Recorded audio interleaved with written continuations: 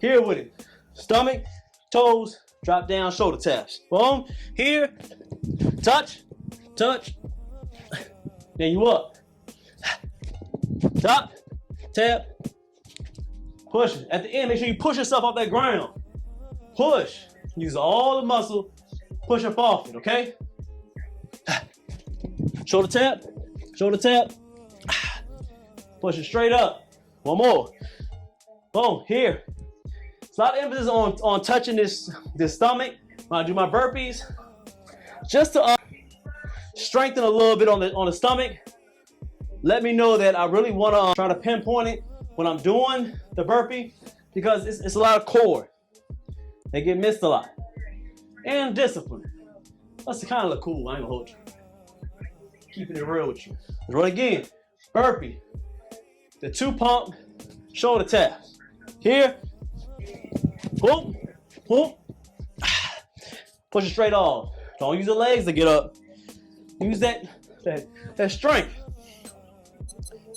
You know I gotta find me a Bible verse of the day. I know I got to. I'm gonna find it eventually. Hit that like, man. Appreciate everybody coming through, supporting us. In between each set, why don't you get a minute to a minute and a half? You got that Bible verse on yours? What you got? Let me see. Yeah, we can do that. All right, we got the Bible verse of the day. Let's take a quick break. We did 4 sets. We're gonna roll again. It's coming through. It's my arm and like cardio day, meaning that we're doing dips, chin-ups, and burpees. And of course, one of the hardest movements on them burpees, the shoulder tap 2 pump burpee. Also move is an advanced one. It's an advanced one, all right? So today, Bible verse of the day, we got 1 Timothy chapter 4, verse 12, and it reads, "Don't let anyone think less of you because you are young." All right? Be an example to all believers in what you say, in the way you live, in your love, your faith, and your purity. I like that Bible verse of the day. I mean, I like to break mine down a little bit. Again, we're not preachers, we're not prophets, we're not pastors, none of that. I read the Bible, get my Bible verses every single day. I read them when they come to the phone. I think about them, I talk about them to myself. But now when I work out every week, one of these live streams, I like to put the Bible verse out there so I can get my thoughts on it. And of course, what you think about it will come to Bible verse today. But that first part, don't let anyone think less of you because you are young. I think what they're trying to say in this, when you think less of you, is maybe that think less of you, maybe that the knowledge, or maybe it could be your walk with God. I believe everybody, young or older, can learn from each other. I mean that you have seen, of course, in this Christian world, you may have people that are 40 and 50-year-old dummies. There are people like that. Just because you're older doesn't mean you know everything about God, you know everything about the world. You still don't know things. So you can come across maybe a 21-year-old, 22-year-old man or woman that's really heavy into God, heavy into faith, and they'll be able to teach even the older people things. As I'm reading here, don't let anyone think less of you because you are young.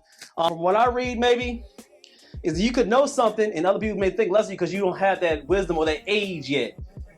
Doesn't mean that you can't be able to teach other people when it comes to this way of life of God. It's maybe what you think. Like I said, I always give my thoughts on Bible verse a day. You're wrong or right, but I'm letting y'all interpret what I think about this Bible verse. So, be an example to all believers in what you say, in the way you live, in your love, your faith, and your purity. So I like that part, being an example to all believers in what you say. So overall, what they're saying, I think, is being an example. We're going further and further in life now that people are looking at Christians, and I understand. I partially understand that 100%. My wife was talking about this. I can see why Christianity is having a bad rep now. I can understand it. I can understand why. I don't want it to be, and I don't think the quality of what the religion stands for has a bad rep. But people make it look bad because they claim something and they don't do it, they don't say it, and they don't actually believe it, but they'll still claim to be this. Does that make sense? That's like you fronting like let's see, like you walk around like a cop. You say you're a cop, you're a police officer. Like it's Halloween every other day. And you went to the costume place, you wore the cop outfit, you claim to be a cop of, I don't know, Virginia, Texas, California, you a cop. Damn, think of that. Then every time there's a building or somebody gets shot, they come to you, cop, help. I'm just wearing this uniform. I say I'm a cop, but I don't do the things that cops do. It's kind of that instance. People claim to be a Christian, but they do the wildest things. They know what is wrong, but they still do it. And they just still step back and say, I'm a Christian or I believe in this, but you're going flip-flop back and forth and not staying 100% in what the word says. And that gives a bad rep to somebody that comes around and actually is a Christian. Like he crying wolf and saying to you something, but then when they stand up and they say what you're supposed to be, you always got an excuse about it. Well, I was young, or I can wear what I want, or you can't judge me, or anybody that says stuff like that, that means that there's some kind of disdain in their heart and they know they're doing something wrong. When they claim to be a Christian, they don't want to be judged. You're able to get judged as a Christian. Righteous judgment is there for everybody, including me. 100%. It's like, I'm 100% I'll stand in it. If I say that I'm doing something wild and not being Christian-like, and somebody be like, that's not Christian-like, and here's the reason why, and I read, I'm like, dang, oh girl, oh boy, he was right. I need to switch things up. I'm glad you judged me on that because actually I was wrong about that.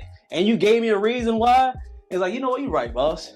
Forgive me. Sorry, Lord. He was right. I didn't know that. Let's keep on going with it. But if you actually know that you're wrong and you continue to stay in your wrong, you're giving a bad rep to us Christians out here. 100%. So to go back on that first part, when you're watching older people or younger people, other people that are doing wrong, you try to correct them, partially don't correct out of anger, or you're trying to get a got you moment. Sometimes you gotta just say one word or two. They don't receive it, that's cool. And then some people you just gotta show how it's supposed to be, and maybe they'll gravitate to it. There's a there's a scripture that says in the Bible that it's like a narrow gateway. It's a narrow hole or a narrow highway of how many people actually enter to the kingdom of God. That means everybody can't come. And that's the harsh reality, especially when it comes to your loved ones or people that you like or love or want to be around. But not everybody's going to get there. It's just not. And you want people to go with you because you want to see them do well, but they have to do well themselves. They claim to be this, claim to be that, but they're not living in it, then that's the problem. And they shouldn't be a part of it. Which one you see? I think you got it pulled up. Yeah, there you go. Matthew chapter 7 and verse 14. That's what I was saying. My wife pulled it up. It says, but the gateway to life is very narrow and the road is difficult. And only a few ever will find it. And that is the truth. It is the truth. And I didn't realize that until I got deeper and deeper into faith. And I started stepping away from people. I've always been judged on being by myself because I don't care if you're family, friends, co-worker, associate. If I know you're not moving the correct way that I know what God is showing for us and showing for me, I distance myself. Because I believe you are who you hang out with. No matter how you think you are a man and you think you stand by yourself and you think that you brolic and you that alpha man, eventually, most of the time when you get around anybody, no matter how alpha you think you are, they rub up on you. People do. You're not as great as you sometimes think you are, and including me. I realize that if I'm around a messed up dude or a messed up girl for long enough, their habits run on you, no matter how strong you think you are. So going back to what I said, if I know you're not living that life that I want to be able to get to, you're not helping me with it, or you don't embrace it, whether physically or mentally or anything like that, I distance myself. I don't care who you are. 100%. I've always been a test of that. I will distance myself because I know that I'm better than that. I know after a while, your bad energy and the way you move, you claim to be this Christian or you claim to be a good person, is going to rub up on you. Use that information how you will, because some people are like that. Does it make a lot of sense? So with that verse, to wrap it all up, we do have a lot of wolves in Christian cloaks right now. Be careful who you listening to, who you're surrounding yourself with, who you're learning from. If they look a certain way and act a certain way in a pulpit, talk about a lot of preachers.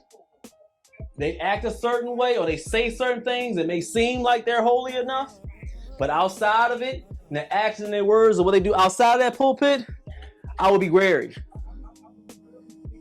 They will be judged one of the most when we get to them pearly gates. They will get judged because they have a flock.